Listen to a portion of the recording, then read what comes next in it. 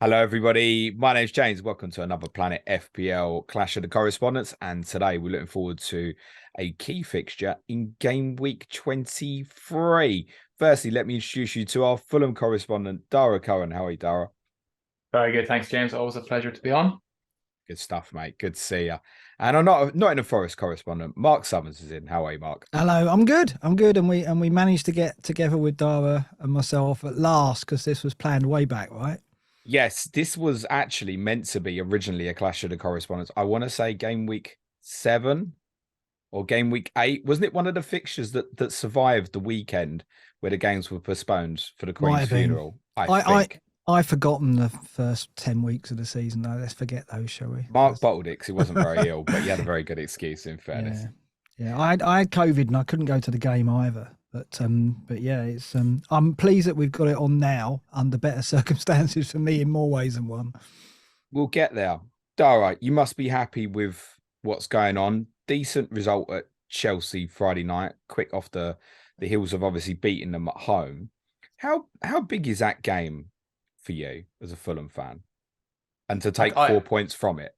Yeah, I can't ever remember I think the last time we beat them was 2006, was it? It was going back quite a while. So and even I can't even remember a season where we've not lost twice to them. So it's absolutely massive.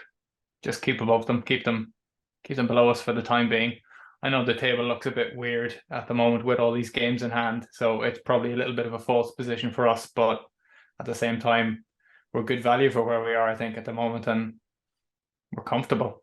I don't think there's been too many games where we've looked out of our depth or where we've picked up points where we shouldn't have. But do you recognise that most people on the outside have not been stunned by either of those results? That you got 4 points off Chelsea. It's not come as a huge shock that you got something Friday. Certainly wasn't a shock that you beat them at Craven Cottage. Yeah, but then Chelsea aren't exactly in a purple patch themselves. So, we probably would have looked at that thinking we can get something here. I absolutely gave you the chance to lord it up, mate, but you're not West London's top club currently. That's unfortunately. That's Brentford. Is that annoying? Are you surprised how well you're both doing? No, Brentford are always kind of floating in and around top 10 and thereabouts. So yeah, not surprised to see them there. They're a very well run club. I mean, they pretend that there's some kind of rivalry between us, but we're not really that bothered about them. We're more worried about Chelsea, and that's the rivalry. That's the real rivalry. Did I not say the same about you though? They probably do. And Mark, you had a big win recently in a local derby as well against Leicester, which was part 2 of 4 of 10 points in the last 4. Go on, Mark, say it. Most points so far in the Premier League in 2023 belongs to Nottingham Forest. We said on the pod after the win against Southampton, you were very capable of taking 7 from the next 3. And you have. And you've got a little bit of a buffer now, haven't you? Yeah, it's I'm so happy with what we've achieved since the restart. The fixtures look good on paper, but it's one thing looking at the fixtures and thinking we want to get points on those, and another thing doing it. We just Cooper seems to have set us up in a way where we're a results driven team now. I mean, we're not performing as we would want. I mean, like the Leeds game was awful. I mean, we kind of conceded too many chances first half, but second half we just managed them and they didn't really create anything at all. And we've become that team. That second half that I saw was a team that we just don't concede many chances. We certainly did in the first, but not in the second. So that's the team we are now. We're not like we're not the team we want to be in terms of in attacking terms yet. I think that's coming, and in spells against Leicester we showed it. Certainly with the goals that we scored. Gibbs, White, and Johnson are beginning to click as a relationship, and there's obviously other players added to the mix now, as Scarpa, etc., and Chris Wood, and so there's more kind of like more gelling to be done within our team still, and I think we're very contrasting Fulham and Forest in that Fulham came up with a nucleus of what they and settled with the nucleus of what they built with in the Championship, and then added some really quality signings, whereas we didn't have the nucleus there. We have Yates and Worrell, who didn't even play on Sunday against Leeds. And So that core of the team wasn't there, and we added so many players to it, some of which have been quality, some of which haven't. So very different approaches to the season. Fulham are obviously doing very well and have benefited from that stabilisation that they've made and the quality signings that they've made, whereas it's a bit more random approach, but we're slowly establishing ourselves and look okay at the moment. Yeah, we'll come on to the goals scored column. Still looks a little bit concerning. But would you describe yourselves, Mark, currently as the team that's 6 points clear of the drop or 5 points adrift of Liverpool? 6 points clear of the drop still. I mean, we're well and truly still in it. And I said this in a tweet on Saturday after the game. Yeah, okay, that's a great result, but we can easily get dragged back into it. Because I look at the teams below us and look at Wolves, West Ham, even Leeds now, who will get a bounce, I think, depending on who they get in and how quickly they can gel with the players that Jesse Marsh has brought in. I think that's the drawback for Leeds, is most of that team now is Jesse Marsh's team. So it's going to be very tough for someone to come in and make that a winning outfit. But they've got great players. I mean, they played very well first half. So I look at the teams below us and think a lot of them are still stronger than us. So we've got to carry on being that kind of results-driven team, not worry about performance too much and grind out results. Hopefully starting with something like a point at Craven Cottage, but I think that's a big ask, but we'll see. Dara, Mark's got a point, hasn't he, about the team and the nucleus staying together from what got promoted and adding a little bit of stardust to it. Have you been fortuitous on the injury front, would you say? Because I think we can look at your team every week and bar not knowing if it's going to be Diop or Adarabioyo, we know what the team's going to be, basically, don't we? Yeah, I don't know if I'd say fortuitous. I mean, at the start of the season, we had Solomon and Wilson out for 3 or 4 months. We also went through a period where Tete was in and out of the squad. Robinson was also in and out of the squad. Apart from that, I guess the rest of it's been all right. But you're noticing the difference now in the team when we've got a settled back four. Tete's in, Robinson's in. Diop has come in and just been pretty much a rock. And the last pod I was on, you asked me about would you go Leno or anyone in defence, and I said no because we're shipping too many goals. We've conceded 4 since the restart. 4 and 7. So that's just the difference great. it's made, is just having that back four every single time. And even looking Leno back further, I was looking at your first 11 games, which include from when you drew 2-2 at home to Bournemouth and the games previous. In 10 of those first 11, both teams have scored on 9 occasions. It's not happened many since. There's a lot of 2-0 results in your games, which are summed up by it was only been 2 since the restart in your 7 games, the 2-1 against Chelsea and the 2-1 against Southampton. Are you becoming has it been focused on an offensive side, and now is there a bigger emphasis on what's happening defensively? I'm not sure if that's quite the case. It may just appear that way, but it probably has to do with the opposition that we faced recently, like facing Chelsea twice, Spurs and Newcastle in the last 4 games. They're obviously going to not be able to create as many chances that we probably would like against the previous ones, against Leicester, Southamptons of the world. So we probably knew we had to keep it tight and just pick that one opportunity to maybe nick a goal. Who is first choice centre back with Tim Ream? Do we know yet? Definitely Diop at this stage. Yeah, definitely. And how good are those 2 fullbacks? I know Kenny Tete obviously got a lot of focus on Friday night. I thought Anthony Robinson was equally as good at left back. He was good. There was a moment in the first half where he absolutely skinned Reece James and was gone to he just overran it. But yeah, his end product's quite lacking a little bit, but he's really solid, and you can see why. I don't know if there's any truth in it, but Man City seem to be sniffing, and that's been gone back a couple of years where there's been some sort of interest in him. You can see why. He's really improved his game this year. Well, we don't have Man City will be able to buy anyone at the moment. Well, that's true. But they also don't particularly have an outright left back either currently as it stands. Go on then, just while we cover it, again, you're quite right. You was with us sort of just before Christmas and said I wouldn't bother. And a lot of people were looking because you obviously had the double game week coming up. Yeah. But there's a legitimate case here to say, isn't there, with potential cover for obviously Wolves at home is a decent fixture 25. They're one of the lowest scorers in the league. Forest at home now, one of the lowest scorers in the league. There is a little case here to get something here, isn't there? Potentially, I think it just depends on what way your team is set up. It's obviously quite a lot of doubles coming in. So if you've got like a Leno or not a Leno, Ramsdale or an Ederson or someone like that in goal, you're probably not going to be looking there. But there's also blanks. We don't have a double, which, like, if you can afford a 4.5 million on your bench, then great. That could be someone that can come in and play one of those blanks.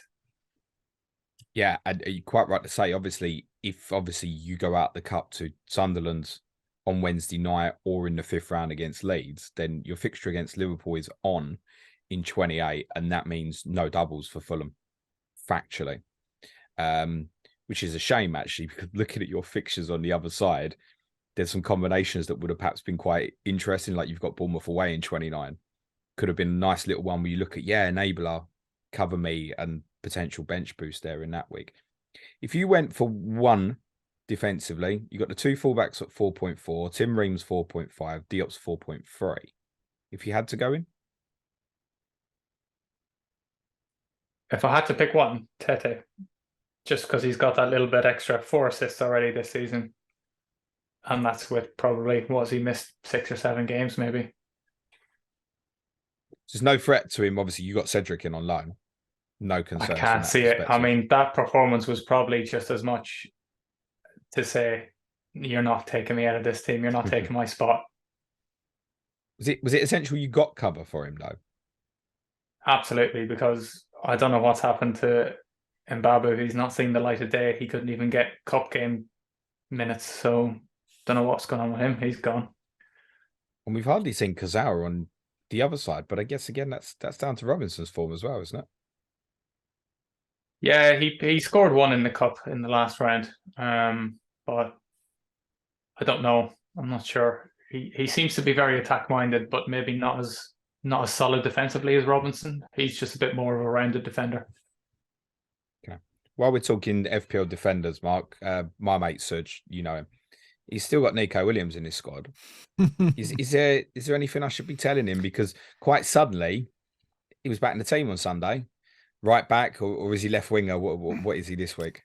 Well, he is versatile. He can play right or left, can't he? But Uriah's first choice, I think. I think Uriah had a couple of shaky games, but it showed second half that, Nonto was causing havoc in the first half, and they were knocking those diagonal balls from Woba, the left-sided centre-back, I think, and it was a problem for us. And he brought on Uriah second half, and he kind of shut it down and dealt with him. As I think Nonto's a great player, and he's going to cause fullbacks a lot of problems going forward. But Uriah dealt with him well second half, and I think that's enough where he'll get his place back now. I think it's odd. I think people were calling to give Nico another chance because Uriah did have a couple of shaky games, so I think it made sense. But it's interesting that he kept him on and played him on the other side. I think just for his energy. I just think because Leeds are so, the press is intense and you need that energy in your midfield. I think he wasn't going to put Scarpa there because it would have been a bit unfair perhaps. Danilo really struggled first half, and credit to Cooper, I called the changes he needed to make, and he did exactly that. It's not often you're on the terrace and you're going, right, the manager really needs to do that, and it happens. And I was really pleased that Cooper reacted in the way he did. Danilo's only just arrived, but he didn't there was no kind of sympathy to the fact that it was a tough opponent and it was early days in his career at Forest. He took him off, brought Cole back on, and his experience really helped. So I don't know if we'll see Nico Williams in midfield again, but it was an interesting decision to leave him on there. But I think it's just Leeds. I think that's the reason why he was there. Such is going to end up sticking with him and not. He's only going to see 1 pointers here, isn't he? Like in the blanks and stuff.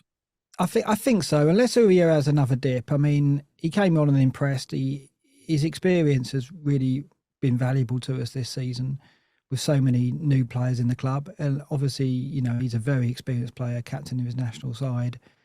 Him and Bolly have been really, really effective. I wouldn't have thought, that those two would have performed at the level they have for us, but they're pretty much certain starters every week and really effective. Is Bolly the first choice centre back now? He is until Felipe settles and Niakate's still injured. I mean, Niakate and Felipe, I think, are probably going to be our first choice centre backs next season. Maybe this season if they can both get fit together because of the quality and experience they've got between them. So I would have thought if I was picking my first 11, if my squad was fully fit, Niakate and Felipe would be the first choice. But Bolly will play probably most games now to the end of the season, and he deserves to. He's warranted it. Is there a preference currently between McKenna and Worrell? Looked like it was Worrell. Now McKenna's back in, it looks like. McKenna's started the last 2 home games. Yeah, there's a trend there for that. I think McKenna with Mitrovic to deal with. He'll go McKenna and Bolly. Okay. It's funny, Bolly made his debut for us against Mitrovic. I think in that game he was dreadful in that game. He's come on a lot since then. So I think there might be more fun to be had with Mitrovic this time round than last. And Mitrovic bullied us, but didn't actually come out of the game with anything, if I remember rightly. Yep. But he didn't need to because the rest of the Fulham team played brilliantly, I thought, on that day. So he had an off day perhaps in terms of output, but I think at the Cottage it's going to be a real test. We obviously went there last year and Worrell and McKenna put up a good performance in that game and kept him shackled. So, but I think it'll be Bolly and McKenna this time. So I guess by default, if we wanted to buy a Forest defender at the moment, it's Loddy, is it? Or are we a bit concerned about Richards? No, it's Loddy all day. Yeah, he'll play every game when fit now. And he deserves to as well. He's turned it round. I mean, like the change in form in 2023 coincides, not surprisingly, with a lot of players stepping up. And Loddy's definitely been one of them, along with Bolly and Aurier. I think he's been outstanding since we got back. I don't know what was behind the transformation. I presume just Cooper having more time with him. That was it, really. We know Cooper's a great coach, and he had that.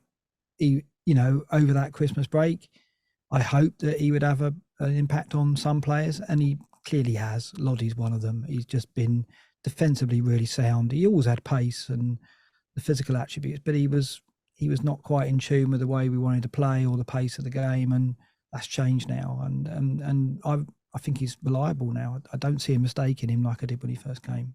Started every game now since the World Cup. You've got West Ham away in the blank game week, Mark, which is also followed by hosting Everton at Goodison Park. I mean, it's well documented. Your home form's good. You haven't lost there. I would have said maybe Fulham would have lost winners there, actually, at the City Ground, quite possibly. Then you got Newcastle at home in the blank. And then Wolves at home in 29, which could even form part of a double game week, possibly with the rearranged game with Leeds. Yeah. It's a possibility. And this is why I think people are, trying to second guess the doubles and stuff is obviously very difficult. But this is why people, I think, are beginning to scout across many different clubs suddenly to look for enabling defenders who can fill a job and plug a hole for certain weeks. If you're plugging a hole of West Ham away, Everton at home, Newcastle at home, and then possibly double, it's not bad. It's Loddy, isn't it?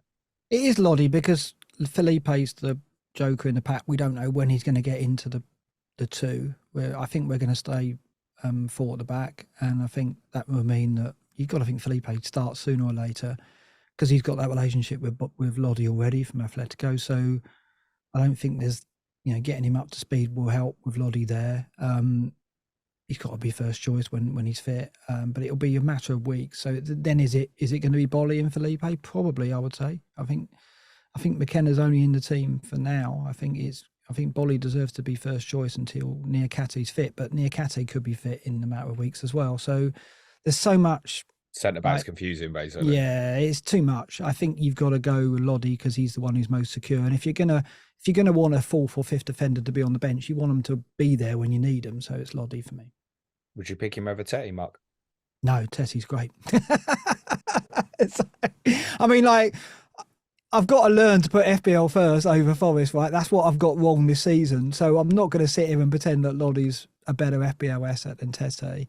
Tete's got that end product, as Dara said, with the assists so far. I've had my eye on him all season, but because he's been in and out of the team, I've not wanted to go in there for him. But if Fulham had they've got a good fixture run coming up, and if they had a double, I think Tete would definitely be a player. I know that some people went Diop, didn't they, way back when they had the double, because Tete wasn't a factor. But I think, Yeah, I think Tete's a very good FPL option when the fixtures are good.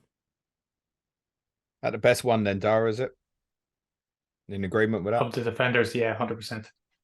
It's interesting. I wonder, even if for those who've already used the wild card and are looking for something, you look at your fixtures beyond that blank week, Dara, and there's a beautiful little run after. In fact, your running from game week 29 is great, mate. Bournemouth, West Ham, Everton, Leeds, Villa, City, Leicester, Southampton, Palace, then you finish with Man United away. That's a brilliant run from game week 29 onwards. I don't suppose we're that fussed if Liverpool gets added to make it a double game week somewhere or not. And you could actually end up with a double of Manchester City and Liverpool, ironically. That's a really good run there. And if people are kind of struggling for chips, worth consideration if you can maneuver some of the upcoming ones. But even this run, Dara, Forest, Brighton, Wolves, Brentford, it's all right. It's not easy, but on paper, yeah. When you compare it with some other teams in the league, then yeah, it looks quite favourable. I'm sure we'll be right up for it, and we'll be expecting to pick up some points along the way. So yeah, there's definitely points to be had there. Is Mitrovic fit? I feel like I have to ask you that question every time we speak. Yeah, I don't know. He definitely looked off it in the last game. I don't know if it's still carrying that knock on the ankle or whether he kind of looked isolated to me a little bit at times against Chelsea in the last game. And I don't know, maybe he just held it up a little bit too long. I don't know. He's a bit of a confidence player. So I think one goal and he could be back at it again. And the fixtures are there for him. He's kind of one of those that like, you wouldn't go buying him at this point in time, and especially if you've got someone like Nketiah that you could bring in instead, who's got the double, you're probably not looking at him. But what if you're sitting there with Saka, Odegaard, and an Arsenal defender, block that off, and you're sitting there with Anthony Martial and your team going, I've got to get rid of this week. Mitrovic is at the front of the queue, isn't he? Because you'd look at it now and you go Forest at home, Brighton away, and good cover for the blank with Wolves at home. I don't know. For me, he's kind of a don't buy, don't sell. If you go out, I wouldn't say don't sell, but like, I think I'd wait for that first goal before I jump. Brennan Johnson, Mark. I mean, I take it you're on at the moment. No, Billy's got him, but not me. Billy bought him. When did he buy him? I'm going to have a look. He got on him recently, and I think he did that to wind me up because he knows I don't have him. So he got him a few weeks ago. He got 3 goals and 2 assists since the restart. He's had a great little run. He's looking very, very sharp. He looks more physically equipped than earlier in the season, I think. Yeah, like he's building his strength, no doubt about that. I think it's confidence though. And again, Cooper got hold of him, I think, and told him to be more direct. I think there was a quote. I think Kelly Summers did an interview with Brennan for Football Focus, and Brennan said that Cooper had said to him, "Stop being boring." And what he meant by that is take risks, right? I don't care if you lose the ball, take risks, and he has done more of that, like more of like, I've got the ball, I'm going to hit the ball and take the fullback on. Him and Robinson's going to be fascinating because they've both got pace to burn. I think Robinson can easily match him for pace. I think it's whether Brennan can just outthink him a bit. I think Brennan's a very clever player, and it's like when he can't beat you for pace, he'll try and kind of make a run that you're not seeing, blindside you a bit, and he only needs one chance, you saw on Sunday. So yeah, he's key. He's key to us staying up still. And to be honest, before Christmas, I was wavering about whether he should be in the scene because he doesn't offer much outside of taking those chances. He unlike Mitrovic, who builds play around him, he's that focal point. Brennan's not that for us. Brennan can be on the periphery for so much of the game and then do what he did on Sunday. And win it. One chance, yeah. Yeah, so, he reminds me of Delhi a little bit in that sense. Delhi could be like that. Could have games where he'd ghost by, he'd win it for you, though. Yeah. And obviously his contribution over the last few weeks has been great. So go on then, same question, Mark. If you had to buy Brennan or Mitrovic this week. Well, I've got Mitrovic. So you're not moving. So I mean, Dara's right. I don't think he's a buy necessarily, but I don't think he's a sell either. I don't think you can sell him because I need to bank the transfers for 25 anyway. If 25 didn't exist, Mitrovic would be a player I'd be looking to think making the switch to I can almost get to Kane, but I'd need to spend 4 points. And if blank 25 wasn't coming up, I'd be spending those 4 points and moving to Kane for the Leicester game, probably. But I don't want to spend 4 and use my transfers with 25 coming up. So I'm quite happy to sit on Mitrovic given the fixtures he's got. But he's not really. I don't worry about fixtures of Mitrovic because he's so key to what Fulham do that. And one question I got for Dara is the penalties. Though, is he still on penalties? What do you think about that? I was going to bring that up. I'm not sure. That's hopefully he plays actually in midweek against Sunderland or gets a few minutes, and we might see. But yeah, he could be off him. Because it's 3 or 6, isn't it? It's 3 or 6. 3 or 6, yeah. It doesn't look great when you put it like that. That's 50%. I think he'd probably stick with it because if he scores another 2, that's 3 of 7. It doesn't, or 3 of 8. It doesn't look as bad. It'd be interesting if he gets one against us. I mean, isn't Navas a bit of a penalty saving expert, James? You would know more than me. I don't watch European football that much, but I think he has got a reputation. Farmers League, come on, no, not a lot of me either, mate. I mean, why you bring him up? Yeah. It's a strange signing, is it not? Very odd. I can't. I had to pinch myself on Sunday just knowing he was there. It's just, but it's one of those positions where, like, an aura and personality has an impact on the defense. It's really weird. Like, there aren't many positions on the pitch where, if a player has got that aura about them, that authority and that character, it impacts those players around them. But the goalkeeper position is one of them, right? And if you've got a keeper who has that calming aura, that, like, I'm in charge, don't worry, I know exactly what to do in this given situation, and he's just full of that. Like, his management of the game, like, that was key on Sunday. We were hanging on first half, and he knew exactly how to take the sting out of things. Like, just by the way he received the ball, the way he was like, "Oh, I've got a head injury," and it was very, very clever. You know what he's doing, and it's what you get with experience. But not only that, the presence he has made a big difference. I mean, we protected him well second half. He didn't have anything to do second half, but first half he saved us, right? I mean, with Hennessy in goal, sadly we'd have lost that game, and that's the difference. And right? and I get it. Like, do you know what it felt like to me, Mark? And you can absolutely correct me. It felt to me like someone from upstairs went, "Can't watch Wayne Hennessy this week.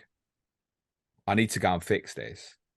When you've got a very able goalkeeper is going to be back in a couple of weeks, and that's more the big question, isn't it?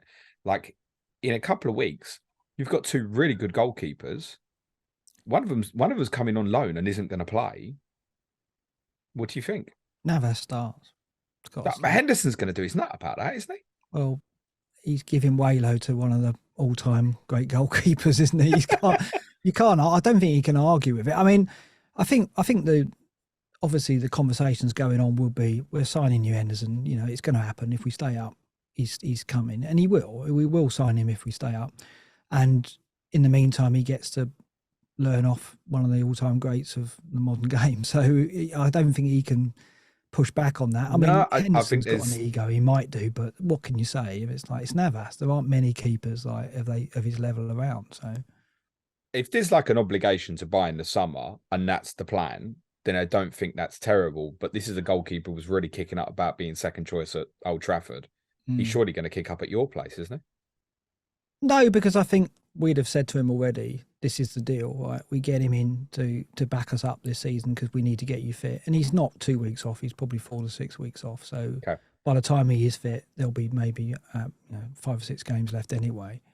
And then continuity, you're going to keep with Navas. But I think it's all about Henderson's future, and Henderson's our keeper next season, in my view, if we stay up. There's no question. I mean, and Navas is its loan, isn't it? Navas is a loan to the end of the season, yeah. I guess it puts us in a stronger position for negotiation with United as well, though, in that we're not absolutely desperate, because we could, we'll probably explore an option with Navas and have that on the table just in case. So United don't have us over a barrel, but, I think that's... I bet you start game week 1 next season with Hennessy in goal. No. No chance. No chance. Not the way our head triggers, like with transfers. We will have, the policy will continue next season. We'll get a lot out, but we'll probably get a lot in again, I imagine. I wanna do a quick fire on some of these players with you in a minute, Mark. Oh, I won't even remember them. Some of them could have been a pod in itself. But just to close on Mitrovic, Dara, that selling him for a -4 this week. I know what you're saying. There's a little bit of concern, but selling him for say a -4 for this week to fund, say, Harry Kane, that doesn't make sense, does it? Surely. No, I've got him. I'm keeping him. I think I'm probably gonna bring in Nketiah from my dud because I've got quite a lot of money in the bank, and then I'll just keep him there. So yeah, for me it's a keep at the moment, but I don't know if I'd bring him in unless I had like some major worries up front. Pereira, any concerns over him at the moment in terms of his form? I mean, not really. I mean, he could do it with a bit more output. I've not got him personally, and I think there's probably better options in midfield. When it gets to this stage of the season, when you've banked a bit of money, I tend to pump 5 in midfield and go a bit more premium. So that's kind of where I'm at the moment. But obviously, everyone's got different strategies. I'm still sitting with him. It's not priority, and it's kind of a toss of coin for me whether I punt him and start him this week or go double Newcastle defence. But looking at one goal from open play, the other being a penalty against Manchester City from him all season, feels really surprising for a guy who's not shy in terms of getting his shots away. He's on a lot of that set piece, etc. Look, there's 7 assists in there. But do you feel surprised that he's only scored once from open play this season? No, not really. He's more of a set piece thing. I think there probably will be one of these free kicks that he has from outside the area that goes in quite soon. But in terms of, I mean, he did have a really good shot that was saved as well last game, but I don't know. They're kind of like snapshots from the edge of the area. I don't really see him getting into the box much. It's more from distance rather than actually getting into good areas and having big chances. He's going to be one of them that, I mean, he's still in sort of 20%-ish teams overall. A lot of people are sold, but then there's a lot of people like me have still got. I think he's fine to hold on to, and like come in for those games that you need him to come in for. But I'm certainly not looking now and thinking, oh shit, I've got to play Pereira against Wolves. I mean, as I said, I'm all thinking of starting him this week, but I wonder if it's one of them people end up coming back to when he's like 4.2 or so. Because quite possibly. I mean, the other thing is if he ends up being on penalties, that could end up the thing entirely. But wow, yeah, imagine that. Imagine our benching when he's on the pens against Forest at home at the weekend. Mark, do you give many away? But Henderson's got a great record from pens, hasn't he? Yeah, well, we won't be in goal, sadly. I mean, I don't know. Yeah, I don't know. I don't give many pens away. No, I think that I mean, if you want a prediction, I don't think there'll be many goals in the game. I mean, we talked about how defensively sound both teams have become in since the restart. I think, like, if I'm going to be ambitious and say we get something, the most likely result is 0-0. I think the most likely results are 0-0, 1-0, or 1-1. It's not going to be anything out of those 3. It'll be one of those 3. And I think, unfortunately, I think Fulham will win 1-0. But yeah, I agree with that. Inspire me. I was 3 points banked for Andreas Pereira, probably on my bench then. Willian, Dara, has been playing really well, hasn't he? Which I think for the Arsenal fans who haven't seen you this year, they won't be able to believe, but he's been very impressive, hasn't he? Fantastic. I certainly didn't expect it when we signed him. I thought he'd just kind of be a bit part player and, chip in every now and again with a couple of sub appearances. But yeah, reborn. He's obviously he had a bad situation where he was in Brazil, didn't like it, got back, was made to feel at home, and the manager put his arm around him and told him go play his stuff. And his footwork and his skill on the ball he's just absolutely unbelievable. Just his ability to hold the ball and take on players, absolutely ridiculous. I guess like he is 35. I can see Solomon in the next couple of games sneaking in and possibly getting a start there. So if you were on him, that would be a bit of a worry for me. There'll be 1 or 2 on Deco over Reed as well. Should that similar fear apply? I don't think so at this point in time. I think Harry Wilson's been a bit slower coming back to where he was at last year, so I don't see him starting soon. I think it'll still be Reed. You mentioned obviously the impact that Marco Silva's potentially had on Willian. Do you get to a stage where you'll get concerned that, say, jobs like this one that just come up at Leeds and he suddenly gets linked? Is that something you think is going to rear its head in the near future? Not, I don't know.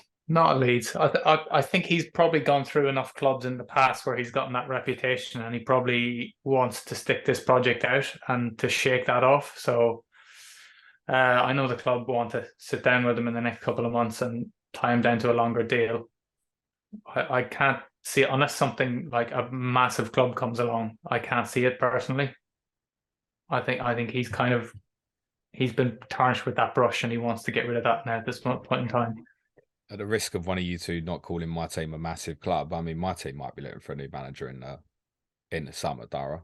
I think we can. I mean, it might be before that. I mean, will Conte ever come back? This injury or whatever he's got on this operation. He'll be out by the time this podcast goes out, I reckon. And your manager, Mark, is full circle, isn't it? From when we first spoke earlier in the season, around about the time of the heavy defeat at Leicester, we was obviously really concerned. Your concern would probably more now. You're probably relieved to hear sort of Gareth Southgate said he's going to stay on and stuff, haven't you? Yeah, I'm really worried about that. I mean, it'll come. I think that obviously when Southgate leaves, he'll be in the running for the role because of the work he's done with England at under 17s level, because of the way he comes across in the media.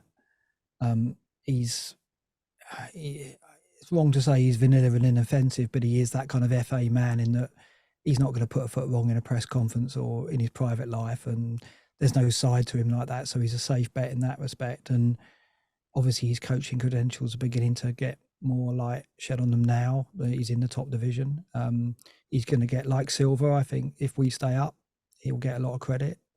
I think Marco Silva and Steve Cooper are going to be in the running for Manager of the Year if we both, well, Fulham have stayed up, if we stay up as well.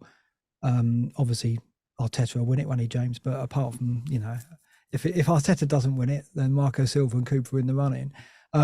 Yeah, it's a worry. I can't believe you didn't let me dive in and respond to that. I know. I'm like Dara here. I think that it's at Forest as a project for Cooper, so I think that we've got a couple more years, bar the England job coming up. So, but it's in the back of my mind now. I'm thinking all the time about how I'm going to feel the day he leaves the club, and it's going to be. I don't want to think about it too much. So change the subject. Fair game. I shall then. Let's talk about some of these bonkers signings. Was there a point? Because obviously summer, we kind of explained away the summer by saying you basically had no squad and had to buy a whole new one. But was there a point even for yourself you were thinking during this window, calm down now? I mean, what did you think when you heard after the window had shut about Andre Ayew? I mean, that was the one where I kind of put my foot down and went, is this necessary now? I think Cooper spoke about that and said that we had a profile that we needed to fit in this window, and they still felt they were short up front, and I think he was right. I mean, I don't know how long Awani is out for, so Chris Wood's not enough, right? That's a sentence that a few have said before. I don't think we could go forward with just Chris Wood as our only recognised striker. I mean, Brennan can play there, but we don't want him playing there.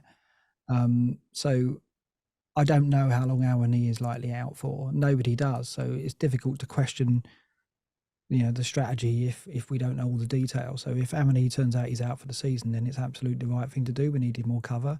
And I use experience, and Cooper knows him, and he was available on the free, and plus we took him off Everton, so that's a win-win. That's right? what it felt like. Yeah, just stopped Everton getting him. Yeah, well, Newcastle did it to Burnley last season with Chris Wood, so it's a valid thing to do.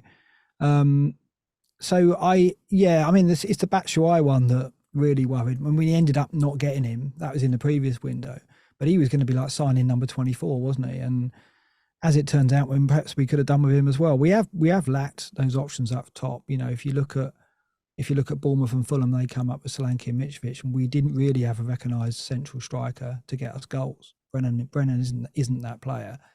And Awani, I heard straight away that we when he arrived, he's not ready. He's not going to be the finished article. We can't rely on him to get us to 10, 15 goals we need. So I knew that we would be still shopping for a striker. And I think Chris Wood's a very similar figure. He might get us 4 or 5 goals between now and the end of the season, and that might be all we need. But I don't think he's like the future by any means. So nor's Andrew. I was quite critical of the Wood move. Yeah, because I just didn't see him with this split forward system you play. I mean, tell me, is he running the left hand channel by himself? Yeah, he did. It doesn't make sense. No, it doesn't. I don't know what the thinking is. I mean, he occupies the centre half and drags the centre half out.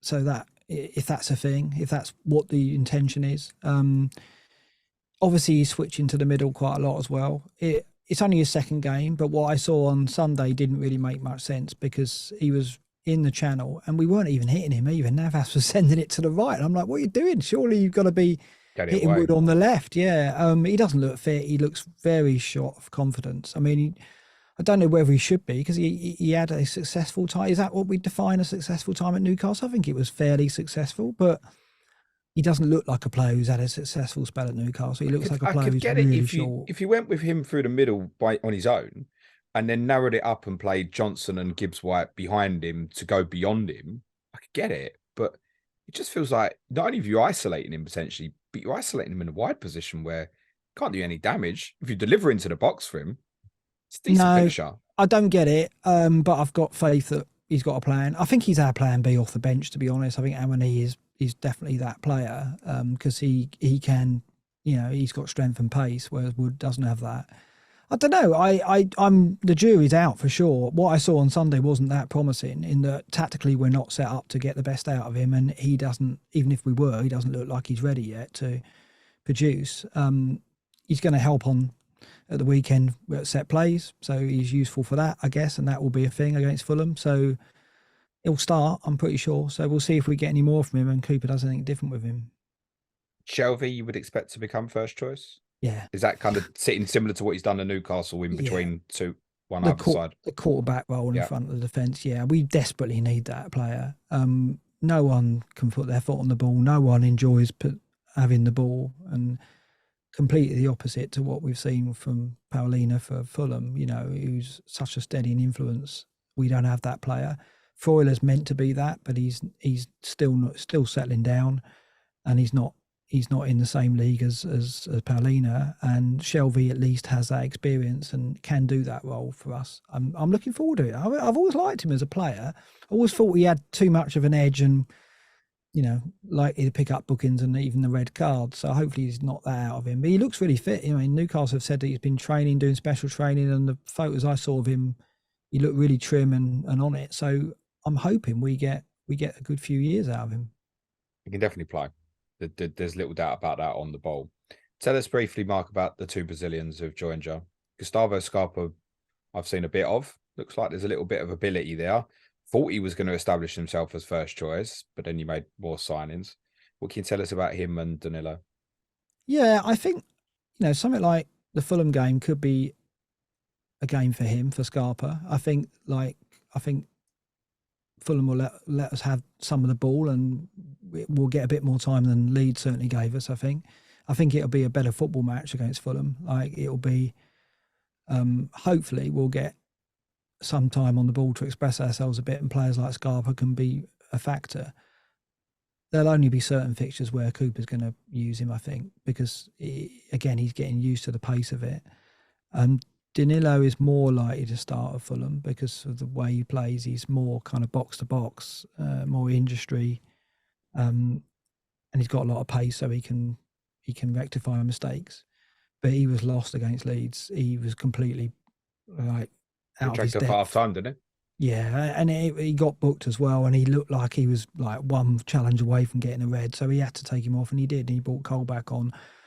I wouldn't be surprised to see Colback start against Fulham because he came on and did really well. And I think 4.1 midfielder, Mark, you get people excited there, mate.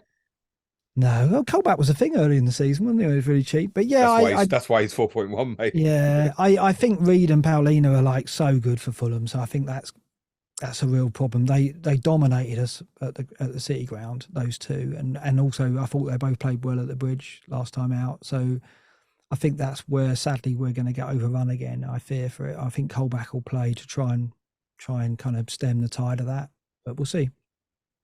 Dara, I can barely go through a week without eulogising about Paulinho at some point. If you were to sell him in the summer, how much money do you want for him? Talking Enzo Fernandez kind of fees, aren't you? Surely at this point. But I don't know, that might be a little bit excessive. What did you pay for him? 20 million. I tell you what, we talk about signings of the season. That's one of them. Yeah.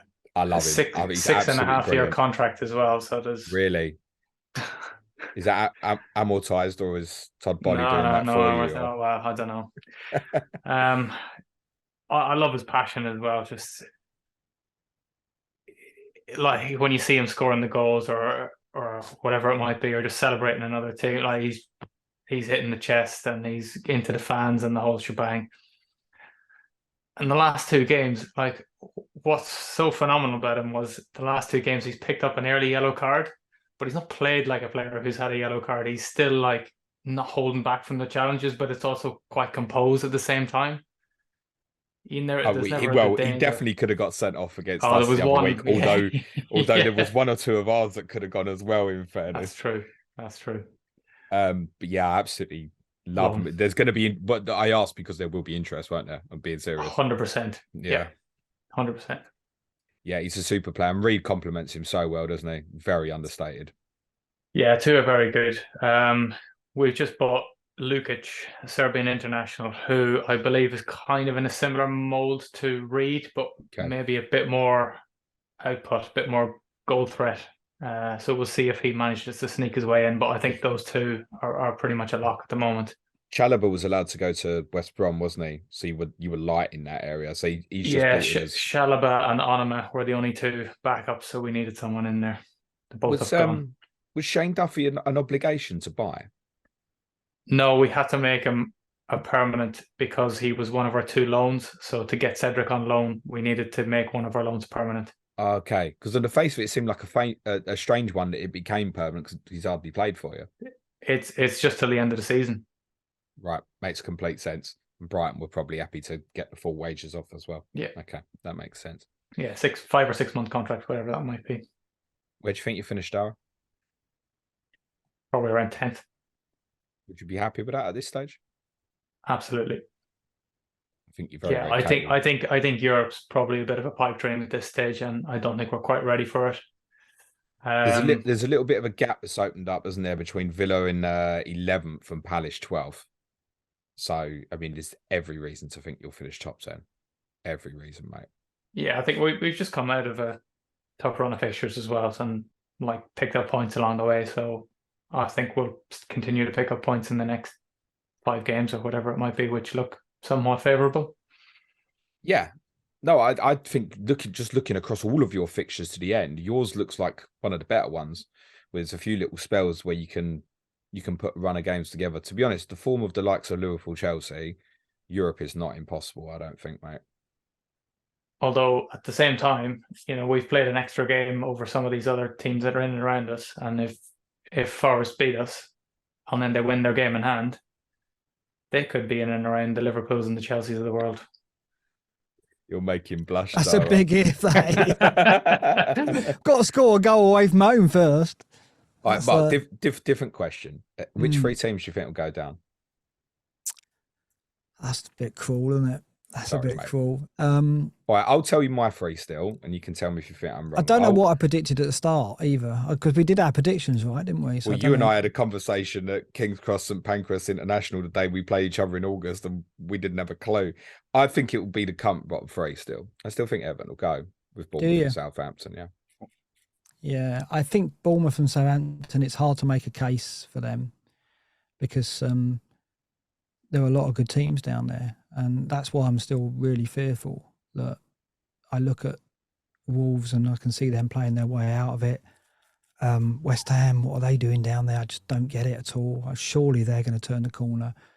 The thing with Everton, yeah, I mean, Deitch, he was always going to have that immediate effect, I think. And he was always going to shore them up defensively, and set pieces we saw straight away are going to be a bigger factor. His use of Onana was interesting, wasn't it? Straight away, making sure his physicality is a factor going forward, and that will cause people problems. But they still lack a bit of craft for me. They still lack that little bit of creativity. So there'll be games where there'll be teams who are prepared to go toe to toe and fight them. Like when they come to the City Ground, we'll fight them. We won't buckle in terms of the intensity and physicality. But we've got Gibbs White, and they don't really have that kind of player. So I do wonder whether that might be the difference. Like in games, they haven't got that difference maker. Iwobi's all right. He's probably been their best creative player this season. Damari Gray's got the odd bit of brilliance in him, but that's about it. And Calvert-Lewin relies on service. He doesn't do it on his own. So of those teams below us, they do look the most fragile. But the Dyche factor, it can't be underestimated because no. He gives them a legit chance. Like this time next week, I'd have said no. But now with him in, I'd said on the podcast on Monday that he's almost their most important player between now and the end because he gives them a legitimate chance. My one concern for you, Mark, I think, is your home form has been great. When I look at the home games you've got left, that includes City, Newcastle, United, Brighton, and Arsenal. All still got to come to the City Ground. And you'll need to get something in some of those games, I think. Yeah. Judging by the away form at the moment. Yeah, I think so. I think but you can. But we've also got Southampton and Everton at home. So and it becomes a point where the teams below us are playing each other, right? So they can't all win, right? So it gets to that point where, I mean, I look at the fixtures now every week and it's like, yeah, some of them have got good games, but other times they're playing each other and it's like, well, if that's a draw, that's a perfect result. And if one of them loses, then they're still below us. So now we've got that buffer. As long as we can maintain that and win the odd home game, we should be all, I think we've got a chance. The Everton home game's crucial. As soon as we start dropping points at home, we're in trouble, right? So we've got Everton and Wolves to come soon over the next 3 home games, I think. We've got City, and I don't expect that to be anything. Mind you, I look at City and think, this is probably, if you're going to pick a time to play them at the moment, it's probably now, right? So, while the home form is maintained, we've got a chance. If we start dropping points at home like Everton did before under Lampard, we're in real trouble, because away from home, as you'll see, Dara, we don't offer much. So it would be so City to go to the Emirates next Wednesday and win, and then go to your place and lose. It feels like they could. It feels like they can be in that kind of place at the moment. Interestingly, guys, that was really great. Thank you both so much. Dara, quick prediction before you go for Saturday. I think if we don't go to extra time and penalties, I'll go with a 1-0 Fulham. If not, maybe 0-0. And Mark, my head says 1-0 Fulham. My heart says 0-0. All right. Lots of goals. I'm gonna go with the majority. I'm gonna go 1-0 Fulham and bottle out a little bit. Dara, where can everyone follow you on the Bird app, mate? At the Tinkerman on Twitter. Good man. Yourself, Mark. At FFScout _Mark on Twitter. Yeah. Black Box Wednesday, I take it. Yeah, Black Box Wednesday. We'll probably do a watch along for the United game because let's face it, everyone's going to be watching that, aren't they? So, are you going to be watching it illegally? I take it then. Oh, is it not on telly? Is it not on TV? Gutted. Is it not? I didn't know that. Mate. No, oh my God. Oh, we won't be doing a watch along then. I had no idea. I just presumed it would be. That's crazy, isn't it? Just do it illegally, for God's sakes. I would never do a thing like that. Blinding. Paul McNulty will be standing for Suj with myself tomorrow on the Sky Fantasy Football Podcast. And we do have another clash of correspondence on Thursday. Arsenal versus Manchester City ahead of that big encounter and the double game week for both. That's on Thursday with Adam Pritchard and Johnny Pringle. Just leaves me to say once again, thank you to Dara and to Mark. Good luck this weekend, gents. Cue music, please, man shark.